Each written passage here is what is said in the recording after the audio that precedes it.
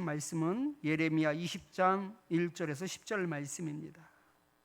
예레미야 20장 1절에서 10절 말씀을 한 절씩 교독하겠습니다. 임멜의 아들 제사장 바스울은 여호와의 성전의 총감독이라. 그가 예레미야의 이 일 예언함을 들은지라. 이에 바스울이 선지자 예레미야를 때리고 여호와의 성전에 있는 베냐민 문 위쪽에 목에 씌우는 나무 고랑으로 채워 두었더니, 다음 날 바스울이 예레미야를 목에 씌우는 나무 고랑에서 풀어주매 예레미야가 그에게 이르되 여호와께서 내 이름을 바스울이라 아니하시고 마골 미사빕이라 하시느니라. 여호와께서 이와 같이 말씀하시되, 보라, 내가 너로 나와 내 모든 친구에게 두려움이 되게 하리니 그들이 그들의 원수들의 칼에 엎드러질 것이요 내 눈은 그것을 볼 것이며 내가 온 유다를 바벨론 왕의 손에 넘기리니 그가 그들을 사로잡아 바벨론으로 옮겨 칼로 죽이리라. 내가 또 이 성읍의 모든 부와 그 모든 소득과 그 모든 귀중품과 유다 왕들의 모든 보물을 그 원수의 손에 넘기리니 그들이 그것을 탈취하여 바벨론으로 가져가리라. 바스울아, 너와 내 집에 사는 모든 사람이 포로되어 옮겨지리니 내가 바벨론에 이르러 거기서 죽어 거기 묻힐 것이라. 너와 너의 거짓 예언을 들은 내 모든 친구도 그와 같으리라 하셨느니라. 여호와께서 주께서 나를 권유하심으로 내가 그 권유를 받았사오며 주께서 나보다 강하사 이기셨으므로 내가 조롱거리가 되니 사람마다 종일토록 나를 조롱하나이다. 내가 말할 때마다 외치며 파멸과 멸망을 선포함으로 여호와의 말씀으로 말미암아 내가 종일토록 치욕과 모욕거리가 됨이니이다. 내가 다시는 여호와를 선포하지 아니하며 그의 이름으로 말하지 아니하리라 하면 나의 마음이 불붙는 것 같아서 골수에 사무치니 답답하여 견딜 수 없나이다. 나는 무리의 비방과 사방이 두려워함을 들었나이다. 그들이 이르기를 고소하라, 우리도 고소하리라 하오며 내 친한 벗도 다 내가 실족하기를 기다리며 그가 혹시 유혹을 받게 되면 우리가 그를 이기어 우리 원수를 갚자 하나이다. 아멘.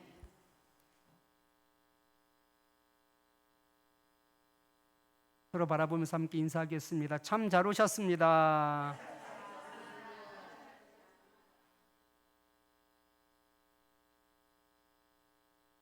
견딜 수 없는 마음이라는 말씀의 제목을 가지고 함께 은혜를 나누겠습니다. 본문에 등장하는 바스울이라는 사람이 있는데 감독자라고 말씀하고 있죠. 이 감독은 바로 성전을 관리하는 감독입니다. 그냥 감독도 아니고 여기 보면 성전의 총감독이라고 말하고 있어요. 그러니까 대단히 높은 지위를 가지고 있었던 제사장이었습니다. 아마도 이 제사장은 대제사장 다음가는 제사장이었을 것이다라고 그렇게 여겨집니다. 그런데 그가 예레미야의 말을 듣고 매우 흥분하여서 그에게 폭력을 행사하는데요. 본문 2절 말씀을 같이 한번 읽어보겠습니다. 이에 바스울이 선지자 예레미야를 때리고 여호와의 성전에 있는 베냐민 문 위층에 목에 씌우는 나무 고랑으로 채워 두었더니. 아멘. 상당히 높은 지위를 가지고 있었던 바스울이 그 예레미야의 어떤 말에 흥분을 하여서 그를 때리고는 여호와의 성전에 있는 베냐민 문 위층에 그렇게 매달아 놓았습니다. 예레미야가 어떤 이야기를 했느냐면 19장에서 그 얘기가 쭉 나오는데 19장 그 중에 11절 말씀을 같이 한번 읽어보겠습니다. 그들에게 이르기를 만군의 여호와께서 이와 같이 말씀하시되 사람이 토기장이의 그릇을 한번 깨뜨리면 다시 완전하게 할 수 없나니 이와 같이 내가 이 백성과 이 성읍을 무너뜨리리니 도벳에 매장할 자리가 없을 만큼 매장하리라. 아멘. 예레미야가 몇몇 그 유대인들의 유력한 사람들을 데리고 흰놈 골짜기로 내려갑니다. 그리고는 그 흰놈 골짜기에서 자기가 챙겨온 그 옹기를 거기서 내동댕이 쳐서 깨트려 버리죠. 이렇게 한 이유가 있습니다. 바로 이 온기가 이렇게 깨졌듯이 예루살렘이 이렇게 무너질 것이다. 그리고 그 주민들이 결국은 멸망당하게 될 것이다라는 것을 예레미야가 온기를 깨트리는 것으로 그렇게 설명을 한 겁니다. 이런 얘기를 들었을 때 예루살렘 사람들이 충분히 동요할 만한 그런 사건임에 분명합니다. 그런 차원에서 이 바술이 가만히 있을 수가 없었던 것이죠. 왜냐하면 제사장 중에서도 또 직임이 있었고 거기에 또 책임감이 분명히 있었을 겁니다. 그런 가운데 나라가 혼란스럽게 된다면 문제가 더욱 커질 수 있기에 이것을 초기에 바로잡아야 했습니다.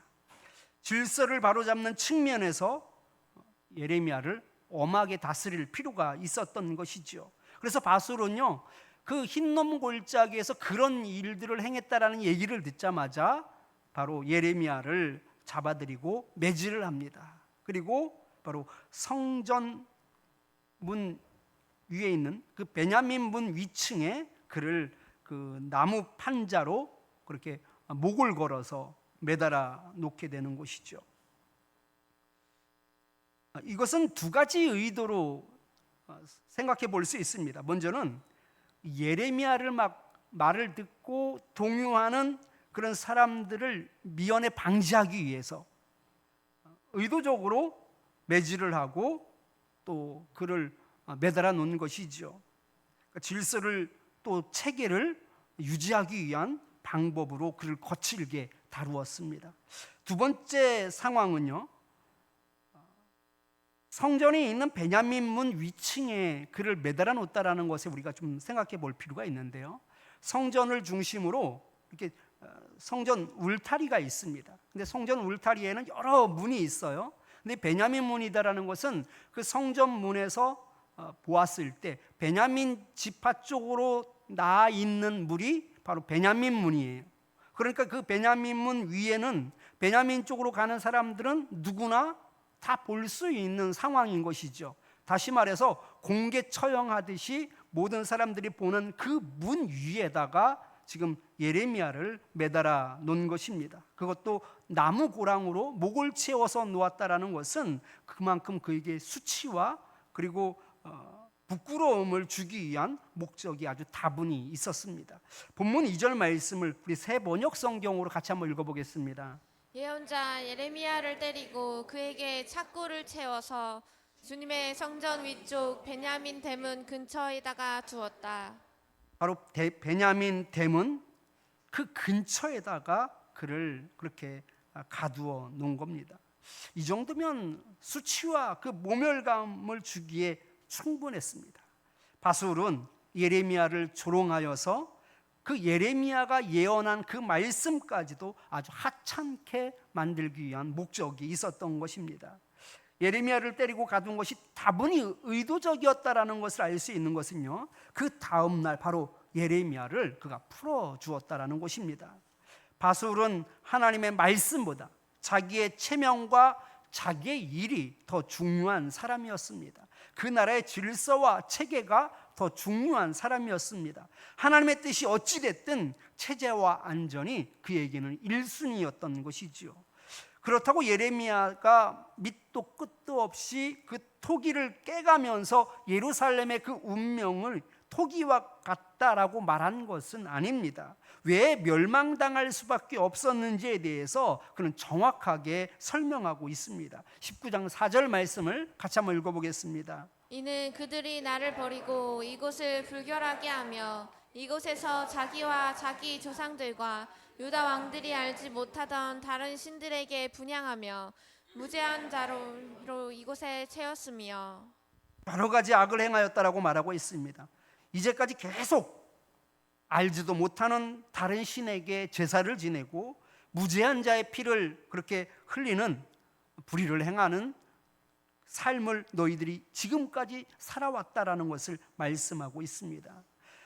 그들이 하나님을 배반하고 무죄한 피를 흘렸기 때문에 거기에 응당한 징계가 있을 것이다라는 것이죠. 그것이 마치 토기가 와장창 깨진 것처럼 바로 예루살렘이 그렇게 무너질 것이고 그 주민들이 그렇게 죽게 될 것이다라고 말씀하고 있습니다. 이 시기를 바로 여호야김 왕이 통치하던 시기로 봅니다. 여호야김은요, 애굽 왕 바로가 유다의 영향력을 행사하면서 그 애굽 왕이 직접 세운 왕이었습니다. 그런데 여호야김이 통치하던 시기에 바벨론의 1차 침공이 있게 됩니다. 그래서 많은 사람들이 또 포로로 끌려가기도 했었죠. 그리고 나서 여호야김이 애굽의 조공을 끊고 바벨론에게 조공을 바치기 시작했습니다. 비로소 이제 바벨론의 지배를 받게 된 것입니다. 이렇게 한 3년간은 바벨론을 잘 섬기며 조공을 바쳤습니다. 그런데 바벨론과 애굽과의 전쟁이 다시 한번 일어나게 되는데요. 그 전쟁에서 바벨론이 패하게 됩니다. 애굽이 이기자 여호야김은 다시금 애굽 왕에게 의지를 하게 되죠. 그리고 이제까지 바벨론에게 조공을 바쳤던 것을 끊어버립니다. 더 이상 조공을 바치지 않게 되었습니다. 유다는 애굽 왕이 도와주면 충분히 이 나라를 보존할 수 있을 것이다라고 판단을 한 것입니다. 그리고 나서 바벨론도 숨 고르기에 들어갔습니다. 그러기에 그 평화는 온전한 평화가 아니라 불완전한, 아주 불안한 그런 평화가 잠시 이어졌던 것이지요. 그러나 언제 다시 바벨론이 진격해 돌아올지 모르는 상황이었습니다. 이런 상황 속에서 예레미야는 우리는 하나님이 있습니다. 우리는 이길 수 있습니다. 예레미야는 예루살렘 성은 절대로 무너지지 않습니다 라고 그렇게 하나님의 말씀을 선포하였다면 참 예루살렘 주민들에게 힘이 되고 위로가 됐을 것입니다. 왜냐하면 지금은 불안한 평화였기 때문에 그렇습니다. 그런데 그렇게 불안해하며 초조해하며 그렇게 하루하루를 보내고 있었던 그때에 바로 예레미야는 그 온기를 깨트리며 예루살렘과 그 주민들이 이런 꼴을 당하게 될 것이다라고 예언을 했으니 예루살렘 사람들에게 미운 털이 박혀도 아주 단단히 박히게 된 겁니다. 저들은 회개하기는커녕 오히려 흥분을 하며 예레미야를 비방했습니다. 여러분, 스데반 집사가 그 이스라엘 백성들의 죄악에 대해 말할 때에도 저들은 그 스데반이 이야기하는 것이 다 맞음에도 불구하고 어떻게 반박할 수가 없으니까 자기 귀를 막으며 스데반에게 돌을 던졌던 적이 있습니다. 그와 같이 지금 예레미야를 향하여서도 크게 반박할 것이 없습니다. 왜냐하면 그들은 예레미야 말대로 하나님이 아닌 다른 우상을 섬겼고 불의를 행하는 사람들이었기 때문에 그렇습니다. 그러나 회개하지 않았습니다. 말을 들어야 개선의 의지도 있는 것인데 작정하지 않고 듣지 않으려고 하는 것입니다. 하나님의 말씀을 전하려고 하니 예레미야 입장에서는 아주 현타가 왔을 것입니다. 얼마나 괴로웠을까요? 그런데도 예레미야는 자기를 때리고 가두었던 바수울에게 하나님의 말씀을 다시금 전달합니다. 그것은 바로 그 다음 날 바수울이 예레미야를 풀어주었을 때 했던 말입니다. 본문 6절 말씀을 같이 한번 읽어보겠습니다. 바수라, 너와 내 집에 사는 모든 사람이 포로되어 옮겨지리니 내가 바벨론에 이르러 거기서 죽어 거기 묻힐 것이라. 너와 너의 거짓 예언을 들은 내 모든 친구도 그와 같으리라 하셨느니라. 아멘. 이 얘기는요, 예레미야가 바수울에게, 자기를 풀어준 바수울에게 직접 했던 말입니다. 이 정도 수준이면 다시 감옥에 들어갈 작정으로 거의 얘기하는 것 같습니다. 토기를 깨면서 하나님의 말씀을 전한 것은 예루살렘과 그 주민을 향한 예언이었다면 이번에는 바수울 그 한 사람을 직접적으로 지금 저격하는 말이었기 때문입니다. 예레미야가 그만큼 화가 나서 그랬을까요? 그래서 절제를 하지 못하고 지금 바술에게 저주를 퍼붓는 걸까요? 그런데 알고 보면 예레미야도 어떻게 할 수가 없었습니다. 하나님이 전하라고 해서 전할 뿐인 겁니다. 그러나 예레미야 자신도 너무나 괴로웠을 것입니다. 왜냐하면 하나님의 말씀을 전하여도 그들은 들을 생각이 없었기 때문입니다. 하나님께서 말씀을 전하라고 하셔도 그래서 전하기는 하지만 저들은 듣지를 않았습니다. 도리어 때리고 또 망신을 주고 저주를 퍼부었습니다. 더 이상 예레미야도 백성들에게 싫은 소리 하고 싶지 않았을 겁니다. 누구 하나 듣지를 않는데 그게 무슨 소용이 있겠습니까? 바벨론에게 점령당하게 될 것이라는 예레미야 말은 그들에게는 저주하는 소리 그 이상 그 이하도 아니었습니다. 기가 막힐 노릇입니다. 예레미야는 하나님의 말씀을 전하면서 이제는 지쳤습니다. 더 이상 전하고 싶지도 않았습니다. 모두가 손가락질하였습니다. 저주를 퍼부었습니다. 심지어 어떤 사람은 예레미야를 죽이려기까지 하였습니다. 우리 본문 10절 말씀은 예레미야의 현 상태를 아주 자세하게 묘사하고 있는데요. 10절 말씀을 같이 한번 읽어보겠습니다. 나는 무리의 비방과 사방이 두려워함을 들었나이다. 그들이 이르기를 고소하라, 우리도 고소하리라 하오며 내 친한 벗도 다 내가 실족하기를 기다리며 그가 혹시 유혹을 받게 되면 우리가 그를 이기어 우리 원수를 갚자 하나이다. 아멘. 심지어 자기의 친한 벗까지 돌아섰습니다. 그래서 그 친한 벗까지도 친구까지도 예레미야가 망하기를 바랬습니다. 저들은 원수를 갚겠다며 적당한 때를 기다렸습니다.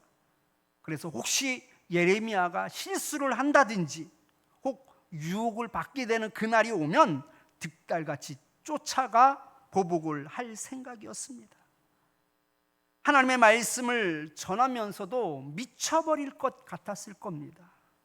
아무리 몸부림쳐도 변하지 않는 사람들을 보면서 심한 무력감을 가졌을 겁니다. 마치 광야로 도망간 엘리야의 처지와도 너무나 흡사합니다. 당시 아방 시대에는요, 모든 백성들이 비를 내려준다라고 생각하는 그 바알 신을 섬겼습니다. 심지어 그때에는 여호와의 선지자들이 학대를 당하고 죽임을 당하기도 하였습니다. 하나님께서 이처럼 타락한 이스라엘 땅에 3년 동안 비를 내리지 않았습니다. 아방은 이 모든 저주가 바로 엘리야 때문이라고 생각을 하고 그를 찾기 위해 백방으로 노력했습니다. 왜냐하면 그를 찾아 죽이려고 했던 것입니다. 그런데 엘리야가 제 발로 아방 앞에 나타났습니다. 그리고는 바알을 지목하여 누가 참신인지 대결을 요청합니다. 바로 하늘에서 불이 떨어져 제단을 태우는 신이 참신인 것을 우리가 정하자라는 것이죠. 그러나 바알 제단에는 하늘에서 불이 떨어질 리가 없었습니다. 돌로 깎아 만든 신이 어떻게 하늘에서 불을 내릴 수 있겠습니까? 그러나 여호와 하나님의 제단에는 하늘에서 불이 내려와 그 제단을 모두 불살랐습니다. 이로써 참신은 바로 여호와 하나님이라는 사실이 모든 사람들 앞에서 명명백백히 밝혀졌습니다. 이제 이스라엘 땅에도 새로운 시대가 열릴 것으로 기대가 되었습니다.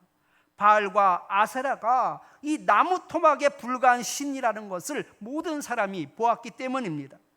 그런데 그들은 자신들이 믿는 바알을 여전히 포기하지 않았습니다. 도리어 왕비 이세벨은 크게 분노하면서 엘리야에게 사신을 보내서 말하기를 내일 너는 반드시 죽을 것이다라고 그렇게 죽음을 예고하기까지 하였습니다.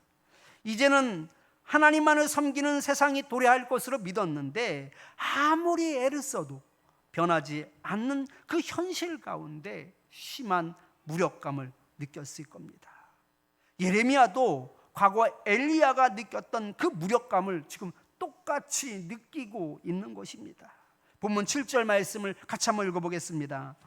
난 여호와여 주께서 나를 권유하심으로 내가 그 권유를 받았사오며 주께서 나보다 강하사 이기셨으므로 내가 조롱거리가 되니 사람마다 종일토록 나를 조롱하나이다. 아멘. 주께서 나를 권유하셨다라고 말하는 것은 히브리어로 유혹하다라는 말입니다. 직역을 하면 주께서 나를 유혹하였으므로 내가 유혹을 받았다라는 겁니다. 그래서 내가 지금 하나님의 말씀을 전하고 있다라는 것이죠. 이 말은 정말로 하나님께서 유혹을 했기 때문에 내가 어쩔 수 없이 그 유혹을 당했다라는 뜻은 아닙니다. 하나님의 말씀을 전하라 해서 전했음에도 불구하고 기대와는 달리 사람들은 여전히 변하지 않는 그 모습에 낙담하며 그는 심한 무력감을 느끼며 하나님께 지금 절규하고 있는 것입니다. 하나님의 말씀대로 전하면 세상이 바뀔 줄 알았는데 아니었습니다. 사람들이 회개할 줄 알았는데 그들은 회개하지 않았습니다. 멸망에 대해 얘기를 하면 사람들은 예레미야의 말에 귀를 기울일 거라고 생각을 했지만 도리어 거짓 선지자로 낙인을 찍었습니다. 암적인 존재로 매국노같이 취급을 하였습니다. 종일 조롱거리가 되었습니다. 욕을 먹어도 용기를 내어 했던 말들이 다 허사였습니다. 본문 8절 말씀을 같이 한번 읽어보겠습니다. 내가 말할 때마다 외치며 파멸과 멸망을 선포함으로 여호와의 말씀으로 말미암아 내가 종일토록 치욕과 모욕거리가 됨이니이다. 내가 종일토록 치욕과 모욕거리가 되고 있다라고 말합니다. 이게 말이 됩니까? 여호와의 말씀으로 말미암아 치욕과 모욕거리가 될 뿐이라는 겁니다. 아무것도 변한 것이 없습니다. 희망도 보이지 않습니다. 하나님의 말씀을 전해봤자 바뀌는 것도 없고 오히려 박해나 당하고 두들겨 맞기나 하는데 제가 전할 이유가 무엇입니까? 라며 하나님께 말하는 것 같습니다. 그럼에도 불구하고 예레미야가 하나님의 종인 것은 바로 9절에 있는 내용 때문입니다. 9절 말씀을 같이 한번 읽어보겠습니다. 내가 다시는 여호와를 선포하지 아니하며 그의 이름으로 말하지 아니하리라 하면 나의 마음이 불붙는 것 같아서 골수에 사무치니 답답하여 견딜 수 없나이다. 아멘. 내가 전할 때마다 하나님의 말씀을 전할 때마다 나를 비방합니다. 나를 조롱합니다. 나를 벌레 보듯 합니다. 나를 매국노 취급을 합니다. 거짓 선지자로 취급을 합니다. 그래서 내가 하나님의 말씀을 이제는 전하지 않을 거야 라고 다짐을 하는데 내 마음이 조금 더 편하지 않는 겁니다. 주님의 말씀이 나의 심장 속에서 불처럼 타올라 뼛속에까지 타들어가니 내가 답답하여 견딜 수 없다라고 말합니다. 내가 다시는 하나님의 말씀을 전한다 할지라도 달라지는 건 크게 없을지라도 그래도 나는 침묵할 수 없다라는 것이죠. 그것이 바로 지금 예레미야의 절규입니다. 왜일까요? 간절한 소망이 있기 때문입니다. 하나님의 도성인 예루살렘과 그 성전이 파괴되고 수많은 사람들이 죽임을 당하고 포로로 끌려가게 될 것을 나는 알고 있기 때문입니다. 차마 침묵하며 바라만 볼 수가 없었던 겁니다. 여러분은 2002년 한일 월드컵을 모두 기억하고 계실 겁니다. 4강에서 관중들이 카드 섹션을 들고 대표팀을 응원했습니다. 그 카드 섹션 내용이 바로 꿈은 이루어진다 였습니다. 온 국민이 그 간절한 소망을 가지고 축구를 응원한 기억이 생생합니다. 만일 이 모든 일들을 대한축구협회가 나서서 강제로 동원을 하고 응원을 독려하고 하였다면 이런 일들은 일어나지 않았을 것입니다. 이것이 설득으로 될 수 있는 일이 아닙니다. 마음에서 우러나야지 되는 것이죠. 그 염원이 그 바깥으로 표출된 것이 바로 2002년 그런 광장에서 또 스타디움에서 응원한 모습입니다. 이기면 이기는 것이고 지면 지는 것이지가 아닙니다. 간절히 그들이 소원했던 것은 이 4강에서 올라가는 것이었죠. 간절한 마음은 누가 시킨다고 해서 드는 생각이 아닙니다. 여러분, 임진왜란 때 이순신 장군이 그 조정의 견제와 오해 속에서 모든 지위를 박탈당하였습니다. 그럼에도 불구하고 그가 백의종군 하게 되는데요, 다시 높은 관직에 오를 수 있는 기회가 있었기 때문에 백의종군한 것이 아닙니다. 조선을 외놈들로부터 지켜내야 한다는 간절한 소망이 있었기 때문입니다.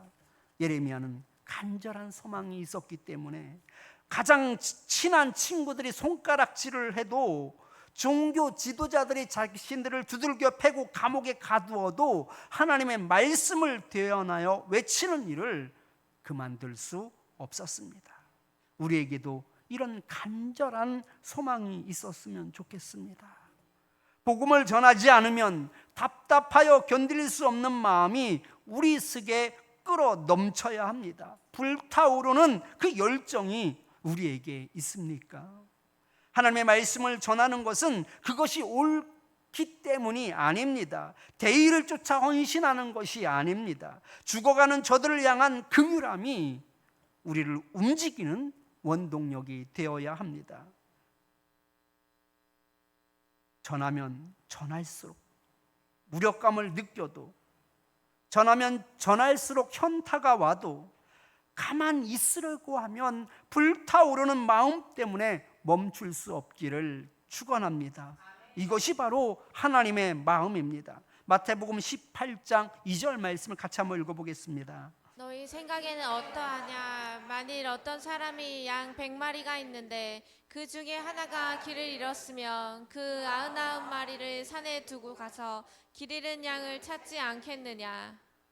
아멘. 산술적으로, 상식적으로 생각을 해도 이건 맞지 않는 겁니다. 주인 없이 남겨진 99마리가 어떤 상황에 처할지 모르는데 어떻게 그 99마리를 말을 잘 듣는 것도 아닌데 그것을 놔두고서 그 한 마리를 찾아갈 수 있겠단 말입니까? 그 한 마리를 1분 안에 찾습니까? 언제까지 찾을지 모릅니다. 하루 종일 돌아다닐지도 모릅니다. 그런데 어떻게 99마리를 그 자리에 남겨놓고 그 한 마리를 찾아 나설 수 있겠습니까? 그런데 예수님은 그 한 마리를 위해 찾아 나선다는 겁니다. 왜 그렇습니까? 지금 당장 그 한 마리가 맹수에 의해 당장 죽을 수도 있기 때문에 그렇습니다. 구덩이에 빠져 영영 잃어버릴 수도 있기 때문에 그렇습니다. 그렇기 때문에 99마리가 위험해도 당장 위험한 그 한 마리를 외면할 수 없다라는 것이죠. 우리에게 간절한 소망이 있다면 그것은 나의 안위도 아니고 자식의 안위도 아닌 생명을 살리는 일이 되었으면 좋겠습니다. 가만히 내버려두면 죽을 수밖에 없는 그 영혼을 바라볼 때 주님의 말씀이 나를 요동치게 하였으면 좋겠습니다. 주님의 말씀이 내 속에 타오르는 불길 같아서 견딜 수 없기를 축원합니다. 주님의 마음처럼 여러분의 마음 가운데 애통과 긍휼이 가득하기를 축원합니다. 말씀을 기억하면서 우리 갈릴리 마을 그 숲속에서 함께 찬양하겠습니다.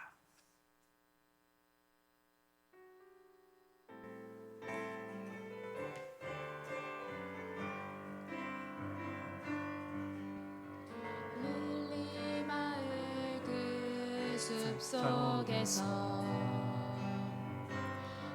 주님 그 11 제자 다시 만나시사 마지막 그들에게 말씀하시기를 너희들은 가라져 세상으로 가서 제자 삼으라 세상 많은 사람들을 세상 모든 영혼이 내게 달렸나니 가서 제자 삼으라 나의 길을 가르치라 내가 너희와 항상 함께 우리 처음부터 다시 한번 찬양합니다. 갈릴리 릴리 마음 그 속에서 주님 그 열한 제자 다시 만나시사 마지막 그들에게 말씀하시기를 너희들은 가라져 세상으로 가서 제자 삼으라 세상 많은 사람들을 세상 모든 영혼이 내게 달렸나니 가서 제자 삼으라 나의 길을 가르치라 내가 너희와 항상 함께하리라. 가서 제자 삼으라 가서 제자 삼으라 세상 많은 사람들을 세상 모든 영혼이 내게 달렸나니 가서 제자 삼으라 너의 길을 가르치라 내가 너희와 항상 함께 하리라. 말씀을 기억하면서 우리 세 가지 기도 제목 가지고 함께 기도하겠습니다. 주님의 말씀을 따라 순종할 때 무력감에 빠지지 않게 해달라고 기도하겠습니다. 지쳐 넘어지지 않게 해달라고 기도하겠습니다. 두 번째는 공의 때문이 아니라 주님의 마음과 동일한 마음 가운데 주님을 따를 수 있게 해달라고 기도하겠습니다. 세 번째는 죽어가는 영혼을 바라볼 때 견딜 수 없는 그 긍휼과 애통함이 우리 가운데 있게 해달라고 기도하겠습니다. 우리 주여 한번 부르짖고 우리 세 가지 기도 제목 가지고 함께 기도하겠습니다. 주여 하나님 아버지 감사합니다. 하나님 아버지 저희들이 아버지 예레미야 선지자와 같이 주님의 말씀을 따라 나아갈 때 하나님 아버지 무력감에 빠지지 않게 하여 주시옵소서. 그리하여 포기하고 넘어지는 자가 되지 않게 하여 주시옵소서. 하나님 아버지 저희들이 열정을 가지고 나아가기를 원합니다. 하나님 목적을 가지고 나아갈 수 있기를 원합니다. 하나님 아버지 우리에게 식지 않는 열정을 허락하여 주셔서 하나님께서 주신 그 사명을 온전히 감당하는 저희들 될 수 있도록 주님 역사하여 주시옵소서. 하나님 아버지 저희들이 주님의 말씀을 순종하는 것이 단순히 그것이 옳기 때문에 아버지 그것이 공의이기 때문에 순종하는 것이 아니라 하나님 아버지 무엇보다도 우리 마음 가운데 감동이 있기를 원합니다. 하나님이 주님의 마음과 같은 동일한 마음을 우리에게도 허락하여 주시어서 하나님 아버지 참을 수 없는 그 감동 가운데 그 참을 수 없는 열정 가운데 하나님 아버지 피끓는 그 하나님 아버지 그 상황 가운데에서 하나님의 말씀을 따르며 순종하는 저희들이 될 수 있도록 주님 역사하여 주시옵소서. 하나님 무엇보다도 그 죽어가는 영혼을 바라볼 때 하나님 아버지 견딜 수 없는 하나님의 통함이 우리에게 있기를 원합니다. 죽어가는 영혼들을 바라볼 때마다 아버지 불쌍한 마음이 우리를 사로잡을 수 있기를 원합니다. 그래서 하나님 아버지 예레미야 선지자가 견딜 수 없어 하나님 아버지 그가 조롱을 받아도 하나님 말씀을 전해놨던 것처럼 하나님 아버지 저희들이 아버지 그것만을 생각하며 그 영혼만을 생각하며 그 생명만을 생각하며 세상으로 나아가는 자가 되게 하여 주시고 하나님 그 한 마리 양을 위하여 하나님 아버지 애쓰며 힘썼던 것처럼 우리의 마음에 그런 하나님 아버지 열심히 있게 하여 주시옵소서. 주님 감사합니다. 감사합니다.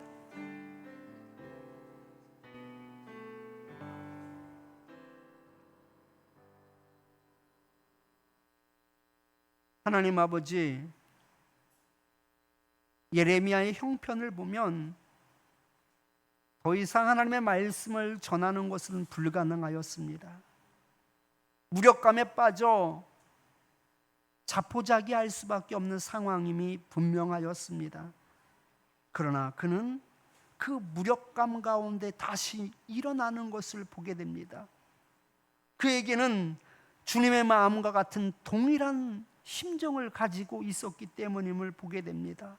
그 마음 가운데 전하지 않고는 견딜 수 없는 그 불같은 뜨거움이 그에게 있었던 것을 오늘 말씀을 통하여서 보게 됩니다.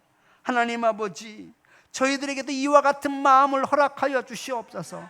하나님의 명령이니 따르는 것이 아니라, 이것이 공의이기 때문에 따르는 것이 아니라, 하나님과 같은 마음이기에 따를 수 있는 힘의 원천이 될 수 있게 하여 주시옵소서. 그리하여 주님의 일을 하면서도 견딜 수 없는 마음이 우리 가운데 불붙듯 일어날 수 있게 하여 주시고, 그 열정 가운데 견딜 수 없는 마음으로 나아가는 인생이 되게 하여 주시옵소서. 하나님 아버지, 저희들이 세상을 바라볼 때, 그 죽어가는 영혼을 바라볼 때 애통할 수 있는 마음이 있기를 원합니다. 긍휼의 마음을 가지게 하여 주시옵소서. 그들은 반드시 멸망할 수밖에 없는 그 안타까움이 우리에게 그대로 전해질 수 있게 하여 주시고, 그래야 우리의 마음이 절여지게 하여 주시고, 견딜 수 없는 마음으로 그들에게 다가가는 자가 되게 하여 주시옵소서. 혹 그들에 의하여 조롱을 당한다 할지라도, 비방을 당한다고 할지라도, 이상한 사람으로 취급을 당한다고 할지라도 견딜 수 없는 마음이 우리 가운데도 있게 하여 주시옵소서. 그리하여 저희들을 통하여 하나님의 나라가 확장되게 하여 주시옵소서. 예수님 이름으로 기도드리옵나이다. 아멘. 감사한 마음을 가지고 우리 찬송가 311장 함께 찬송 부드리며 준비하신 예물을 하나님께 올려드리겠습니다.